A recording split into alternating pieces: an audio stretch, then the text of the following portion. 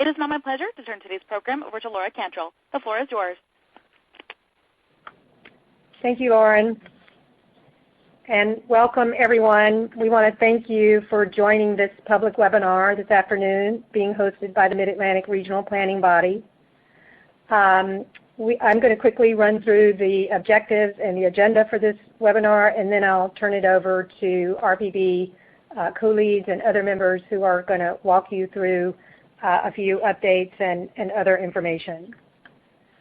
So we have a couple of objectives for this webinar. We intend to review changes that have been made to the Mid-Atlantic Regional Ocean Action Plan in response to public comment. And then we will go through, provide some input and answer questions during a Q&A session. And you just heard from the event specialist, Lauren, about how you can ask questions. Many of you have joined these webinars and are familiar with our format. You can send us a question anytime during this webinar, and we will be collecting questions and then having a dedicated Q&A session for a few minutes after we hear some presentations and updates. So let me just offer a couple of other logistical details. I've already told you about the Q&A and that we'll be reviewing them. We will also be posting a number of documents at the, after this webinar. There will, you've heard our event specialist share with you that this event is being recorded. So we will post a recording of the webinar, the full slide presentation, a list of webinar participants, and in a few weeks we'll have a summary that captures the major points of our discussion. We will adjourn this at 5 p.m. And before I kick it off, I want to it's my pleasure to announce for anyone who didn't hear the good news that the Mid-Atlantic Ocean Action Plan was certified yesterday by the National Ocean Council, as was the Northeast Regional Ocean Plan.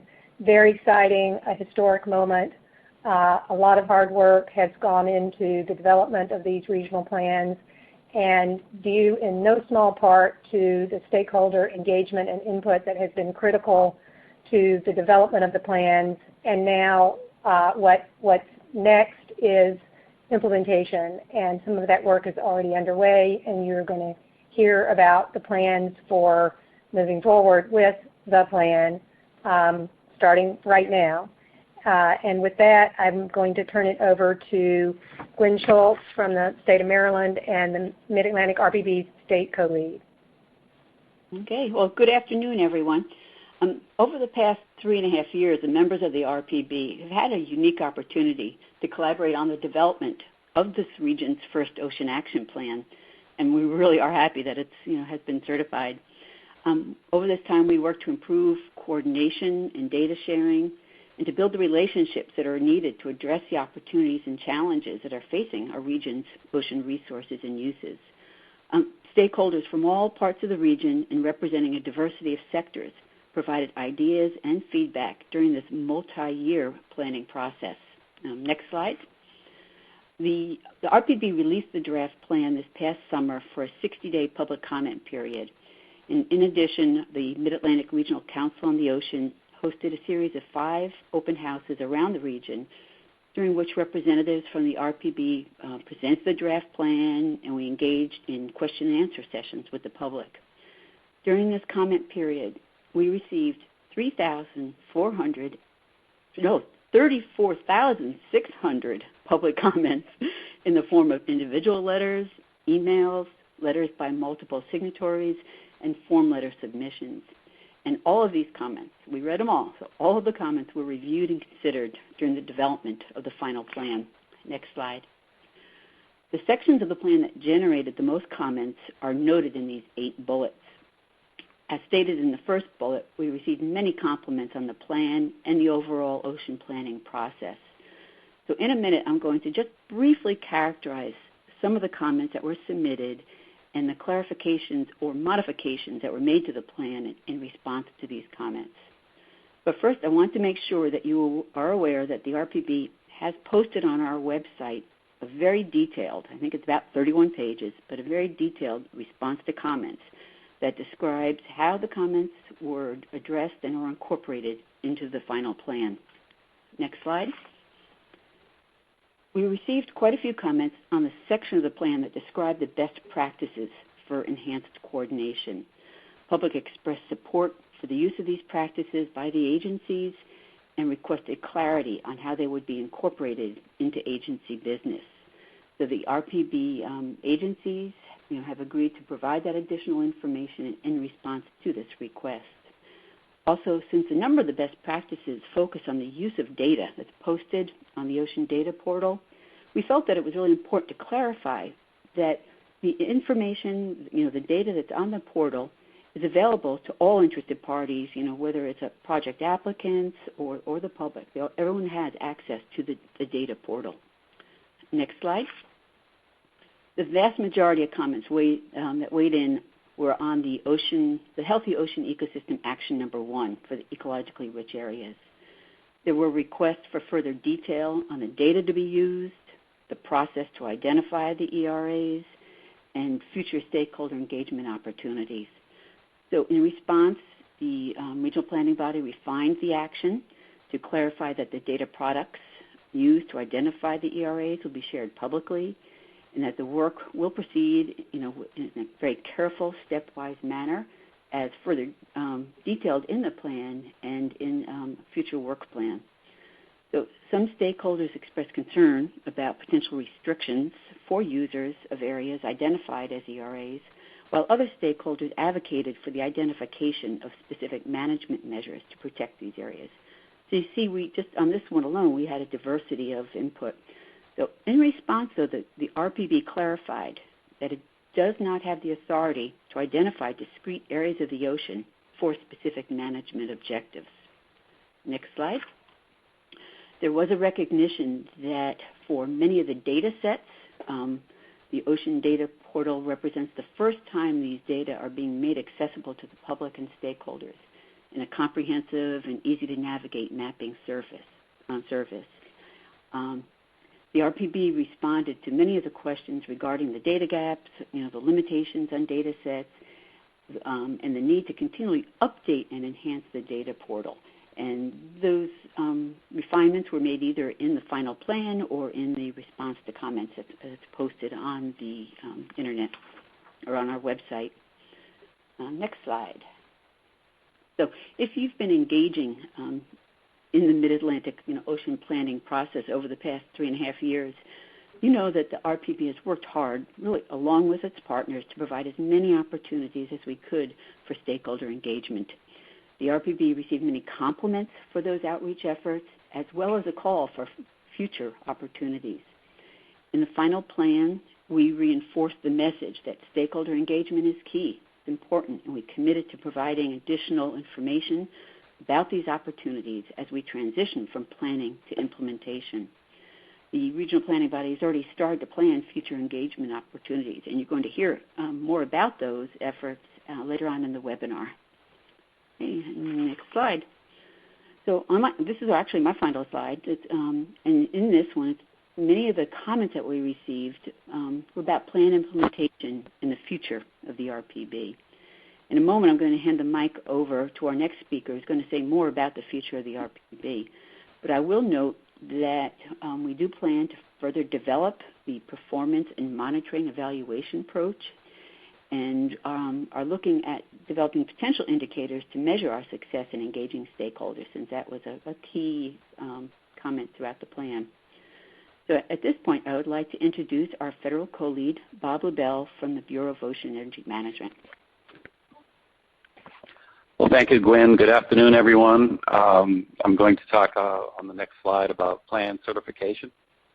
And as Laura mentioned, we are very pleased that the National Ocean Council certified the Mid-Atlantic Regional Ocean Action Plan as announced yesterday through the White House blog. And the plan is the result of a historic collaboration among states, tribes, federal agencies, the Fishery Management Council, and ocean stakeholders everywhere. This ocean plan approach is designed to work across all levels of government and to advance economic, environmental, and cultural priorities within the region. And as a reminder, the plan describes how the RPB will use data, agency coordination, and stakeholder engagement to inform and guide federal, state, tribal, and Mid-Atlantic Fishery Management Council activities, all under existing authorities. And I do want to mention that on behalf of the RPB, we want to acknowledge the really great work that Meridian performed in helping us reach this milestone.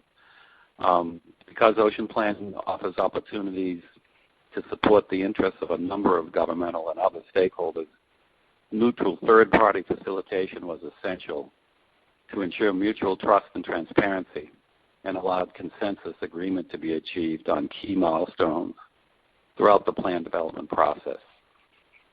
Meridian provided essential facilitation and logistical services, along with substantive expertise and experience, not to mention planning, patience with ocean planning.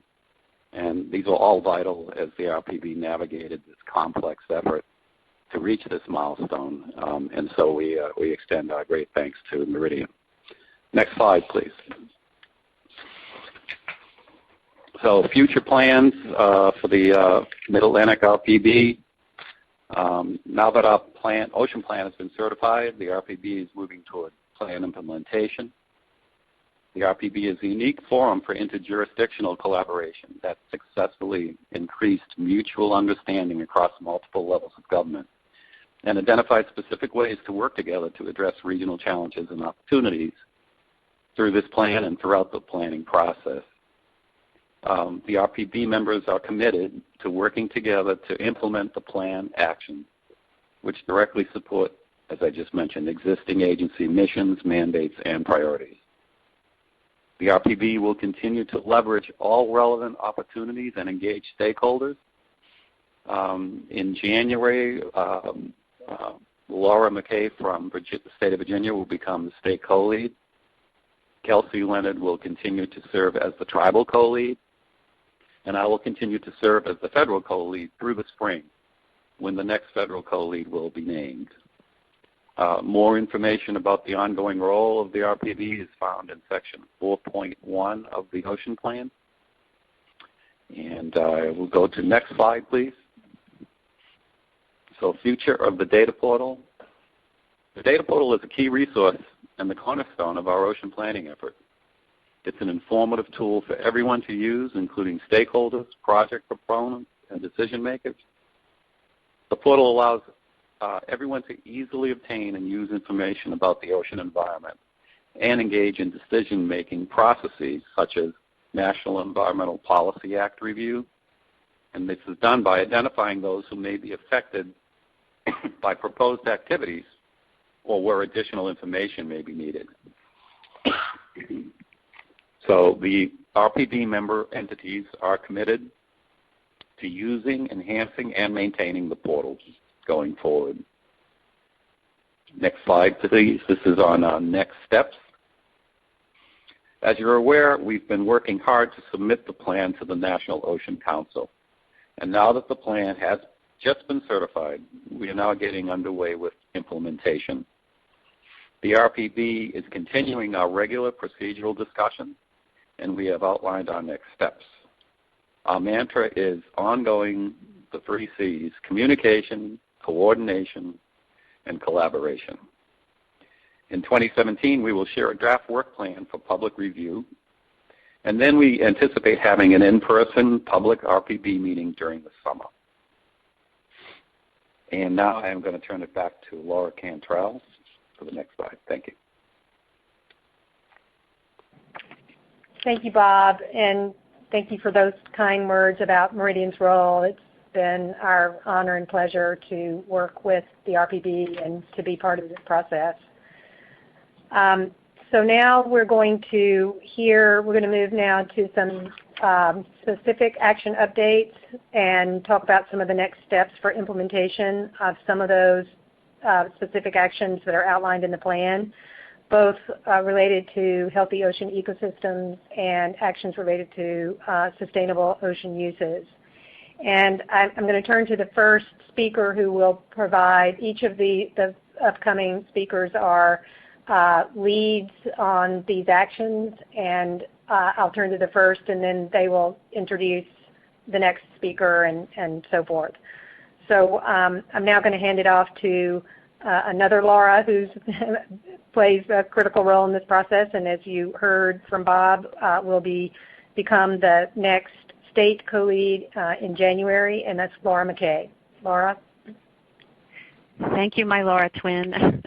And I just want to echo my thanks to Meridian for all the wonderful work they've done to help us get to this point, and to Bob and to Gwen and to Kelsey as our co-leads to get us this far. We've really come a long way. In some ways it seems a long time, in other ways it seems a short time. So anyway, we're really excited to be able to move now from plan development to plan implementation. And I've been especially happy and excited to work on some of these healthy ocean ecosystem actions. So the first one, ecologically rich areas, it is perhaps one of the more innovative ones and more controversial, but we are moving ahead. We're starting to form a work group. We discussed that at our RPB meeting this week, and I think we are getting there and excited to get started. We are continuing our work with the Marine Life Data Analysis team. We have one contract that's finishing up the end of this year, and we hope to keep moving ahead on a new contract with them and get as far as we can with that work. The first step in the plan is that step A, to finalize our framework for identifying ecologically rich areas, and we're going to be doing that as we have in the past in collaboration with the Northeast. So our aim is to get that done as soon as possible. We did have interesting discussions this week about the possibility of adding to the framework ideas about there being different types of ERAs, some that are fixed in space and time, others that are clusters of fixed areas, others that are ephemeral, and still others that are dynamic or what they call ambulatory. We recognize that ecologically rich areas can move over time, and we want to be able to take that into account in our framework. We've also, my program submitted a grant proposal that we are hopeful to get funded that would allow us to continue this work beginning in October 2017, that would carry us forward. We're not sure how many steps we can get through, how quickly. That will depend on the funding that we receive, but we hope to keep just plowing ahead, working our way through these steps and identifying a pilot ERA and developing the in-depth report on that area, and then having the federal agencies look at the report and determine how it can be used in their existing permitting procedures and decision-making processes. And we'll find out how useful that is to the federal agencies and have a checkpoint there before we move ahead. So that's the basic plan for that. We do anticipate a lot of stakeholder engagement in these steps. The first one will be in soliciting stakeholder input on refinements to the approach for identifying ERAs, and we will certainly have a stakeholder workshop to identify the pilot ERA, assuming grant funds are going to be available. So with that, we'll go to the next slide and the next action, which is mapping species shifts. And again, our Marine Life Data Analysis team at Duke, Pat Halp and Jesse Cleary, that group has been doing terrific work. They are providing us with a literature review under their current contract, but at the end of this year, they've been tracking down what maps exist, what information we do have about how fish, marine mammal, seabird, sea turtle species are shifting over time, and they were able to show us some pretty dramatic maps of those shifts in where the core abundance of species are occurring, a lot of shift northward. The next step after that, we have to complete formation of this work group. We've had some initial talks about that, and hope to have a first call to review the available data this spring, and eventually have this work group make recommendations to the RPB on how the available data could be displayed in the portal to be of most use to all of our stakeholders. And also to provide a list of data gaps to be filled, and we're sure there'll be a fair number. So the opportunities for stakeholder engagement there, we do expect to convene stakeholders to preview the data before we post it on the Marco portal, but we're not exactly sure what form that convening of stakeholders will take. And of course to get input from stakeholders on data gaps as well. The third action, we can go to the next slide, is ocean acidification, and we've made some terrific progress there. And I just want to backstep one bit too and thank NOAA for being the federal co-lead on the Mapping Species Shift Action, and now thank EPA for being the federal co-lead on this ocean acidification action, and also special thanks to Katie Goldsmith and our Marco staff who's been really helping us to form the work group for this action. And what we've done here is to take advantage of the structure that's already in place in the country for groups called CANs, Coastal Acidification Networks. There are some already existing, but there had not been one in the Northeast. So under some current funding that Marco has from NOAA, we are kind of setting up what we call MACAN, the Mid-Atlantic Coastal Acidification Network, and Sherilyn Law from EPA and myself are going to sit on that steering committee, and that will in effect be the RPB's work group for our steps under this action. So that's exciting. We do want to note that even though it's called Coastal Acidification Network, the intent is to look at acidification all the way from the estuaries out to the open ocean. So we have some pretty specific steps here. We've already outlined this with this MACAN group. By spring, we're going to identify and prioritize questions that a regional monitoring network should address. We're compiling a list of the current monitoring that's going on and the technologies and the data gaps by August, and developing a plan for a monitoring infrastructure by the end of 2017. And we have already set up a webinar series, and you see the dates there for 4 different webinars coming up, one in just a week and a half, or 2 weeks, December 20th. That first one, the focus will be on what we know right now about current monitoring and the biogeochemistry of all that. The January 17th webinar will focus on the ecological impacts of acidification. The February one will be industry perspectives and industry needs for dealing with ocean acidification, and the March one will be about natural resource manager perspectives and needs. And then we are planning a workshop sometime in May to really get together on data gaps and high priorities. So lots going on with that work group. That group is ready to roll. And so with that, we'll go to the next slide, and I would like to turn it over now to my colleague, Buddy LeBou at EPA, who is the federal co-lead along with me as the state co-lead on our marine debris action. So thank you, Buddy. Thank you, Laura, and thank you for co-leading with this action. The purpose of this action is to develop a regionally appropriate strategy for marine debris reduction to address key issues described in the Ocean Action Plan, such as debris from storms, derelict fishing gear, containers, plastic bottles, bags, balloons, etc. We began this process with this action by convening an inaugural call of the Mid-Atlantic Working Group. And our immediate task is to develop an implementation plan for this task. Our call was well attended by our federal, state, Marco, and facilitator contracting members.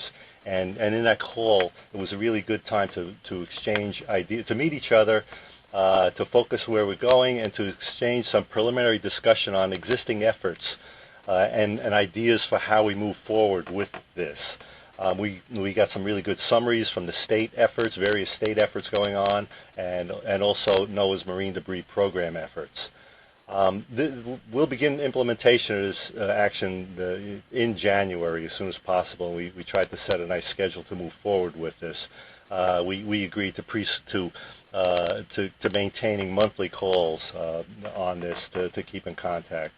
So, our goal is to build on NOAA's marine debris program and EPA's trash-free waters programs and other existing programs that already exist, and to build on that and with a coordinated effort cover marine debris within the Mid-Atlantic. So our next steps are to create an inventory of existing efforts in the Mid-Atlantic. We're going to develop immediately a template to pass around to our members to be able to canvass for existing efforts in the states, federal areas. We also agree that we determined that this a report put out by Delaware Coastal Zone Management Program entitled Assessment of Marine Debris in Mid-Atlantic is a good area that we can assist our cataloging. So we're going to use that as a nice resource for that. We intend to create this inventory by February 2017. With that inventory, our next step is to identify gaps and needs by March 2017 using this inventory from step 1. And this whole assessment will be to identify choices for priority strategies going into the future.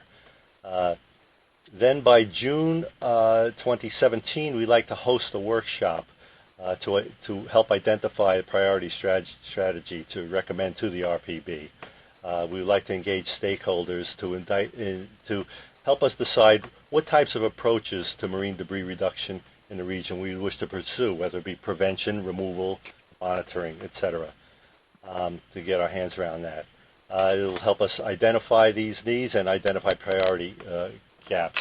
If possible, we'd like to develop a proposal that's ready for the next cycle of NOAA granting, if we can get that.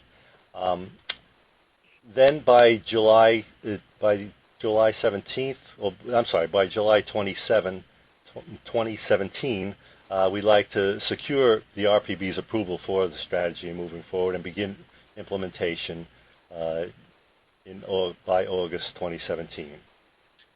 We intend to maintain stakeholder engagement on this throughout the process. And so with that, I'd like to move to the next slide and reintroduce Bob LaBelle to take it from here. Okay, thank you, buddy. So this slide is on ocean energy action, and BOEM is working to facilitate greater collaboration around ocean energy issues in the region. As you can see on the slide, we have some actions already underway. Several of these steps are in coordination with actions that are just being developed with a joint effort between the Department of Energy and Department of Interior. And it's a national offshore wind strategy that was just released in September and is posted on the DOE website.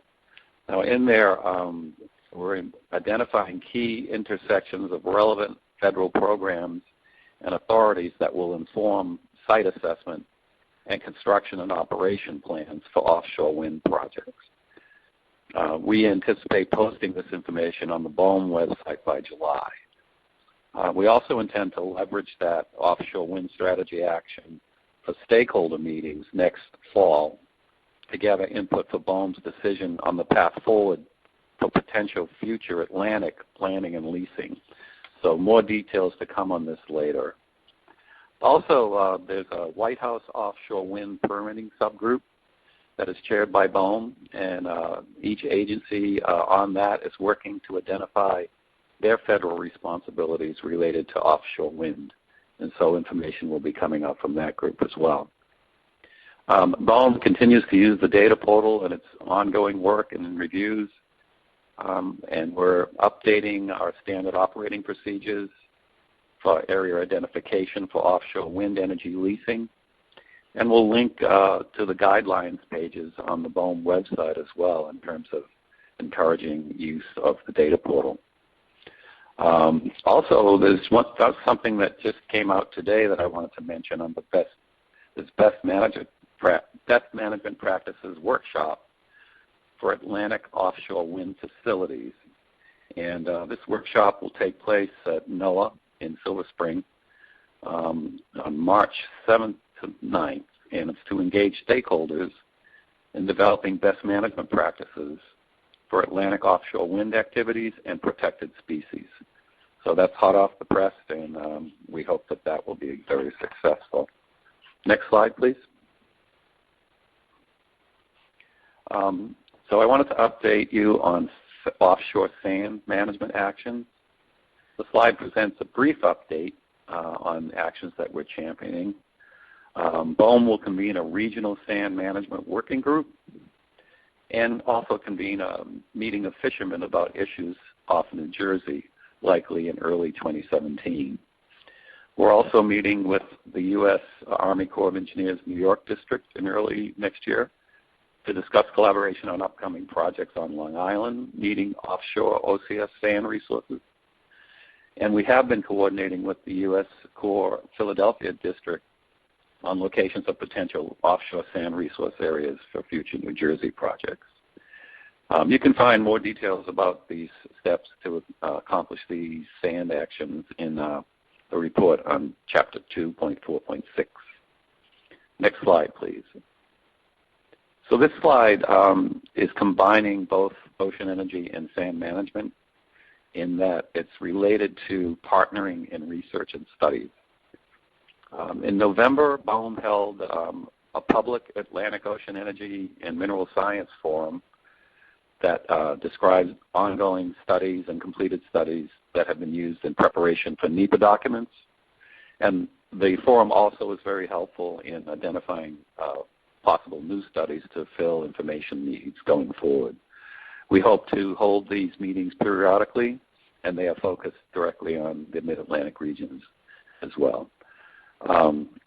Also, BOEM announced in late November that we are beginning to formulate our FY 2018 Environmental Studies Development Plan covering BOEM energy and minerals activities.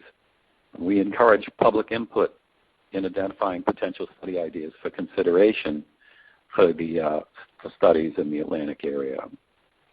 Our environmental studies program is particularly interested in study ideas that include hypothesis testing and the opportunity to include a citizen science component. Ideas submitted must be relevant to BOEM's information requirements in the areas of biological, oceanographic, social, economic, and cultural research. So it's a broad swath that we're interested in. And the deadline for submitting ideas is December 30th. We only need a paragraph explaining why this is an important area of research for BOEM to consider, and we would encourage all of you to look into maybe responding to that. I'm now going to turn it over to Chris Scraber in the Coast Guard. Chris? Good afternoon, Bob. Thank you very much. Greatly appreciate everybody being on today. I'd like to give you a quick update on the Maritime Commerce and Navigation Action. I think as you've already heard from many of our speakers, the critical importance that we all take in identifying coordination actions to address the regional important ocean management challenges and opportunities that we face. When you go to our Marco data portal site, you quickly get to see all of the ocean uses and the importance, as Bob LaBelle has already talked about, to coordinate, collaborate, and communicate.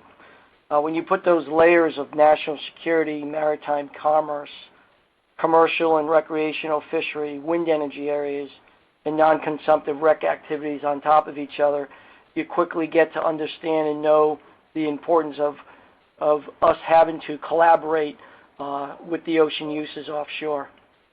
Our summary here really is to enhance the institutional awareness of the impact that maritime commerce has on our nation's economies. And in the next steps, we really have been implementing these steps probably over the last 6 to 12 months ongoing, and many have already started, where we're monitoring the maritime commerce trends and traffic patterns, trying to update the Marco portal site with updated information with marine cadastre so that we can better understand and maintain reliable ocean data sets that shows us all the different ocean uses in the mid-Atlantic, and more importantly, to catalog the intersections between these different entities. We've also been looking at identifying the impacts of not only the Panama Canal, but the Suez Canal. The Panama Canal, as you all know, opened up in late June, and we're already seeing the impacts. I call it the 50-foot dredge club. We've had 50-foot dredge now in New York and New Jersey for the approaches into their area. You have Baltimore and Hampton Roads that are at 50 feet, and they're already looking at a study to potentially go to 55 feet.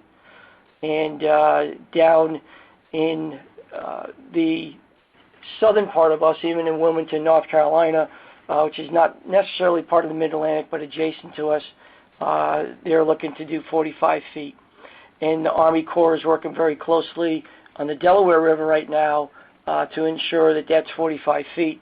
And the Coast Guard's working closely to update some of the ranges there, Marcus Hook and other places. So you can see that we're starting to work very collaboratively with all the different agencies to ensure that we can move forward in a positive manner with the next steps.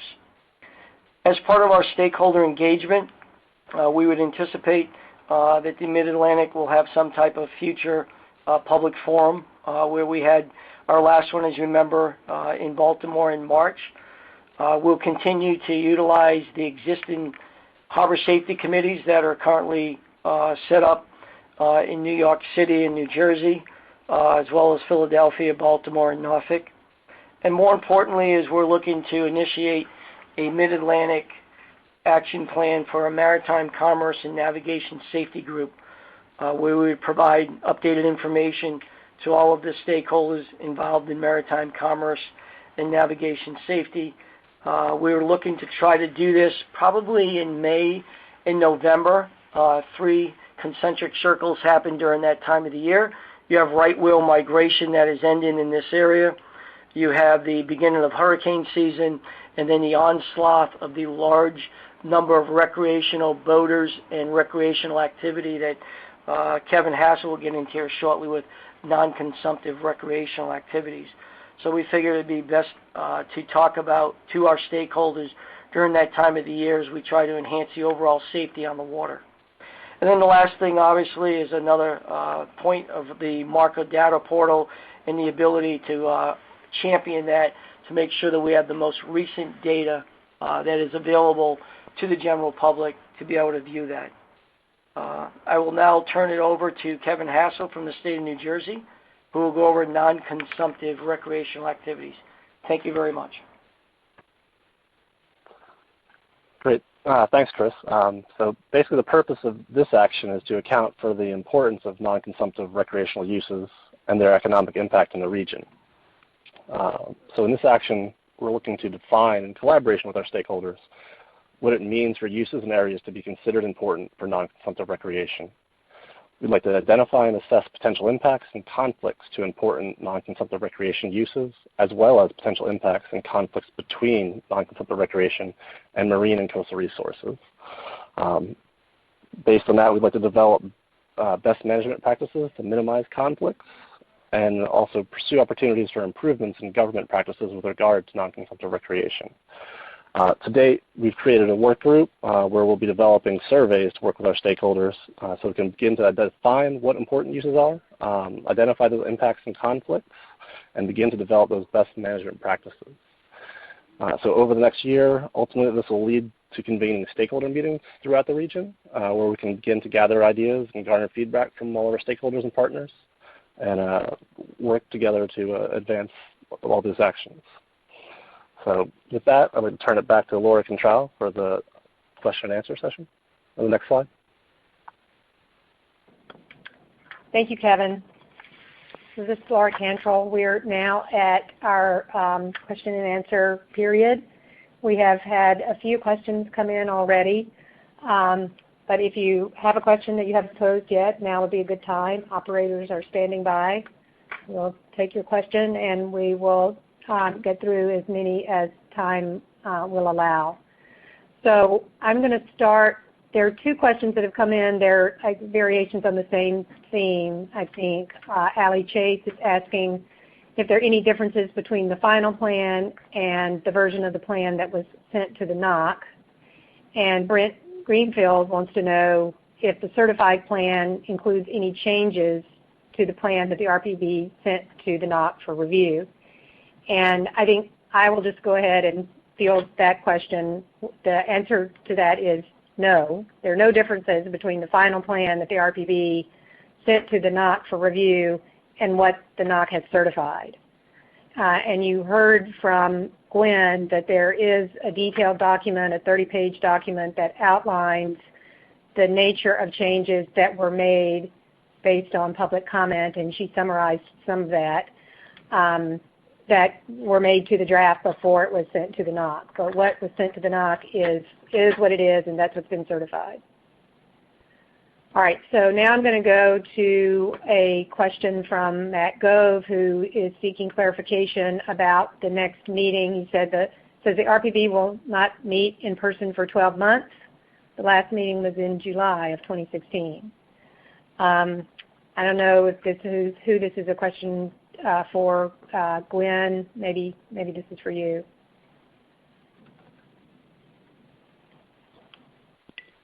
Unmute.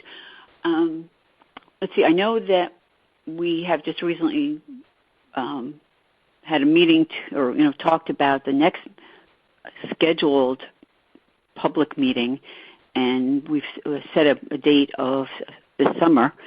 I know that it has been a while. We've been extremely busy getting the plan out the door, getting it revised. So, given our current work, getting a work plan together and kicking off implementation, I think it really is realistic that our next meeting will not be until this summer. Okay, we have a few other questions that are related to implementation and work plan and things like that, so let's just stay on the theme of implementation. Another question from Allie Chase, who wants to know when in 2017 does the RPB expect to release a draft work plan for public review and comment? Laura, this is Bob. I'll weigh in on that one. I think the goal there is to have that draft ready some period of time before we have our next public meeting. So we need to, we're planning on how to get the individual member input that'll form the body of the plan, pull it together, send out a draft, and some of those action items that individual members will be working on will include public outreach as well and input. So we'll then pull it into a draft that will go out for public review for a period of time, and then we will have to build in a little time to revise the plan based on those comments and have it ready before our next meeting. Okay. Laura, if I may supplement what I said in response to Matt's question. This is Gwen. It does seem like, looking at it, that it would be quite a while before we have kind of a full RPB meeting. But as you could see on the slides that were presented and some of the work that we're thinking through on the other actions, is that there are going to be multiple opportunities for stakeholder engagement in between now and our next full RPB meeting. So, there is going to be some strong engagement. It might be more action-specific oriented, but then also the next full meeting would be later in the summer. Okay, great. That's a good supplement. And so I hope that clarifies about the timing around the draft work plan. Brent Greenfield, I know you had that same question, so I hope that helps. I'm going to now pose a different question that is coming from Amy Trice, who wants to know how the RPB is going to be tracking implementation of the plan so that we can see when and how it's getting used.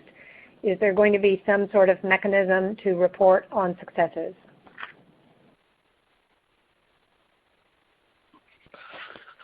This is Bob. I'll jump in on that one.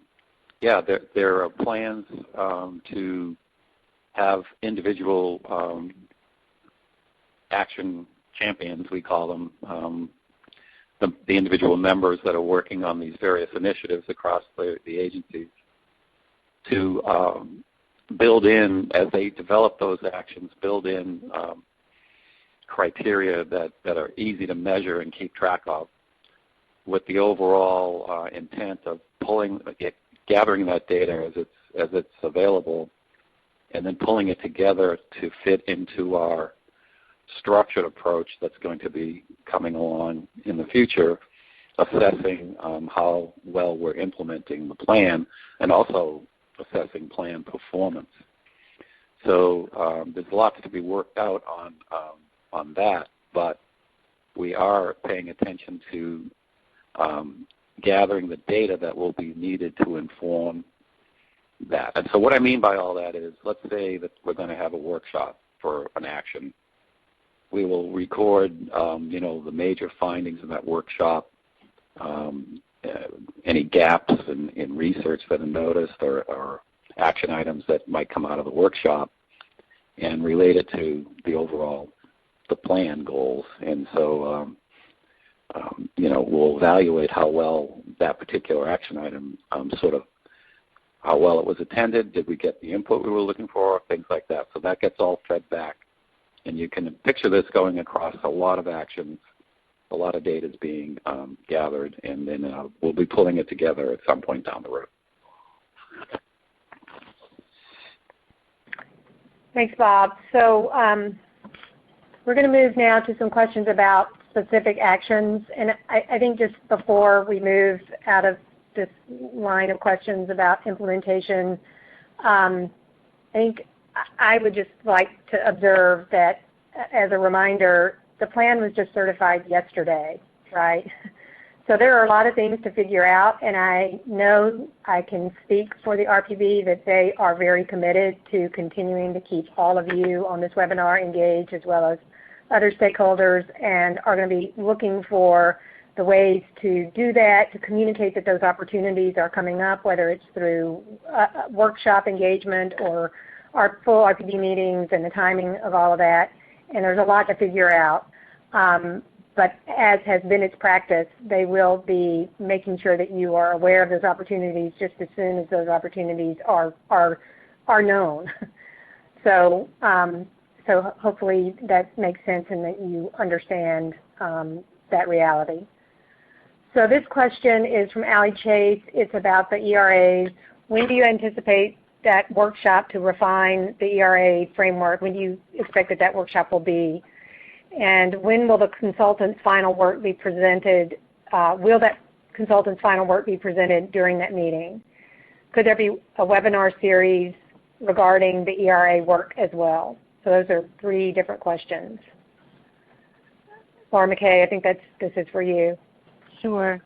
I think, as I said, as soon as possible, we want to finalize the framework in collaboration with the Northeast. The MDAT folks are finishing up their current contract, and as I mentioned, we're in negotiations next month with our funding source to figure out what we can do, how much we can do, and by when we can do it during 2017. But I would hope that we would have something in the early spring, late winter, early spring, if at all possible. But again, we hesitate to commit to any particular date right now until we have a contract in place with our funding source.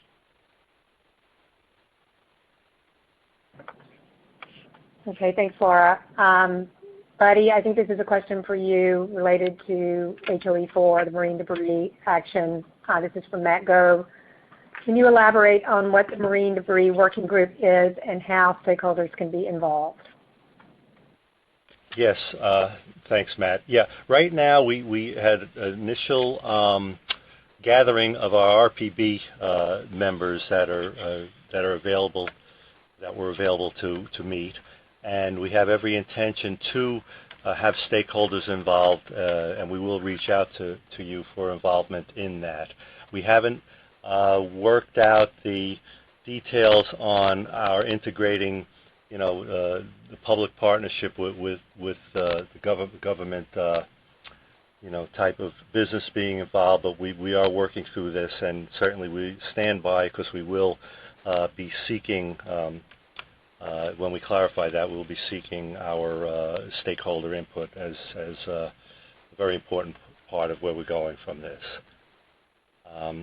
So right now we're going to move forward with our intergovernmental working group, and then we will keep you informed on where we can engage stakeholders. We will have a formal workshop, and we do intend to have that a facilitated workshop to actually engage, and that I think was set up for on the slide there. I think that was June of 2017, Buddy. Yeah, by June. By June, and maybe before then. Exactly. So that's where we are. Anything else, Laura, on that topic? No, I don't think so. I think that covered it for now, so thank you. So now Bob, we have a couple of questions for you. This one is from Katie Morgan, related to sand mining. Sand mining is going to be a big issue in the Mid-Atlantic. The plan has some good actions in it, but are there ways the public can engage with the RPB on this issue, specifically to flesh out the details and help tackle issues as they arise? Yes, that's a great question, and it's right in line with why we're doing this particular initiative. I want to say first off that we were very encouraged recently to have really good discussions with the Army Corps of Engineers on this, and the goal here is to take a regional approach to look at existing and maybe future sand resources that could be used in beach nourishment and other coastal resiliency projects. And by doing so in a regional sense, the hope is to avoid some of the conflicts that arise when you have individual counties or states going after sand resources on a first-come, first-served basis after a big storm goes by. And it's crucial that we do get more public input into this, and we're forming the main action item there is to form a regional sand management working group. There are already federal state groups that certainly work on individual projects, but the regional approach again would be to do more advanced planning on how best to do the next projects, for example. And as part of any regional approach, stakeholder input is paramount. So as that group forms, we will be seeking input. And I'm not sure, what will come out of the first action steps after the group forms, but we'll be seeking input and look forward to folks taking part in how that all operates. Thanks, Bob. Another question, this one is from Charles Caruso, who is asking if you can direct him to the BOEM site for the new environmental grants funding that you identified that is due by December 30. Right. If you go on the BOEM website in general, go to the Environmental Studies Program link, and you'll see it'll be something like latest news, or it might just be there in a headline. It'll say input, something along the lines of input requested for FY18 SDP, which stands for Studies Development Plan. And if you don't find it, just send me an email at robert.labelle@boem.gov, and I'll get you over there. Thanks. So Bob, one more that I think you're the best person to field this one. This is a big picture question, and we're about ready to wrap up unless another question comes in the next minute, and we're almost out of time. But Judith Weiss wants to know if there's a possibility that the new administration will stop progress on the ocean plans. I certainly wouldn't think so. I think that, it depends on what you call the ocean plan. The plan exists. It's been certified. It's something that in the creating of it, that's where it's really the value of it comes from the collaboration and the partnerships and the actual discussion and consensus on new ideas on how best to manage our oceans. And so that exists, and fortunately, the action items in the Mid-Atlantic are all part of existing agency missions and responsibilities. So those are not going to go away. These things are improvements to how we do our jobs. Now, no one knows, and I can't speculate about the next administration as a federal employee. But no one knows what's going to happen with regard to ocean planning in general and the way it's perceived in the new administration. But the full intent of each of the federal agencies is to we planned our work and now we're going to work our plan, as the old saying goes. Laura, this is Chris Scraba. One thing I think we can also add to that that we were briefed on by Bob LaBelle and also by Darren Babrot was that our federal agency principals who attended the 1 December National Ocean Council certification to certify both the Mid-Atlantic and the Northeast Ocean Action Plan recommitted to ensuring that under the existing authorities within the Ocean Action Plan, we would continue to carry out our action and objectives. Great. Thank you, Chris. So we're almost out of time and about ready to wrap up. I want to close out the Q&A session with a comment that's from Allie Chase, who has asked us to please thank the RPB for all their work and ask them to let stakeholders know what they need help with so we can help advance the plan's important actions. Thank you. Allie, I think that's a very, very nice comment, and I know that the RPB very much appreciates the sentiment and the point here that you're all in this together and that it is going to take stakeholder input and engagement and working together to realize the implementation of the actions outlined in this plan. So let's go to the next slide here. I just want to recap by reminding you that the following materials will be posted on the RPB website. You can see there's the link there. We'll have a recording of the webinar and a transcript. We'll have the full slide presentation, a record of all of the questions and comments that we got through the chat function in the session that we just had, as well as a list of participants for today's webinar. We know it's late at the end of the day on a Thursday, and we really appreciate you joining us and hanging out with us for the last hour. I'm going to offer the final closing words to our RPB co-leads or anyone else on the RPB who wants to say a final word. Well, this is Gwen, who has been serving as our state RPB co-lead. Really have enjoyed the opportunity of in that capacity. And welcome Laura as serving as the next state co-lead. And really it's been great working with all of our federal, state, and tribal partners.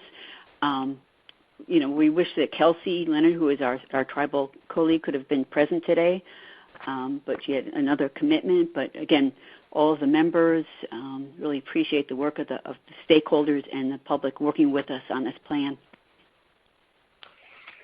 And this is Bob. I'll echo that, and also send best regards to Kelsey, who really wanted to be here but couldn't. And we're looking forward to continuing work with her and Laura coming in as the new state co-lead. And I also wanted to say that one of the challenges that the RPB has going forward is to maintain the great levels of communication and coordination that were engendered by Meridian once again. So thank you very much for that. This is Laura McKay, and I just want to thank you again, Bob and Gwen and Meridian and all of you stakeholders, all of you that have kept your eyes on us and helped develop this plan. We are so appreciative. We send you oceans of thanks, as folks were saying yesterday, in response to having the plans be certified. And I really, really look forward to seeing this through and watching these actions come to fruition. And I hope you all stick with us. Thank you.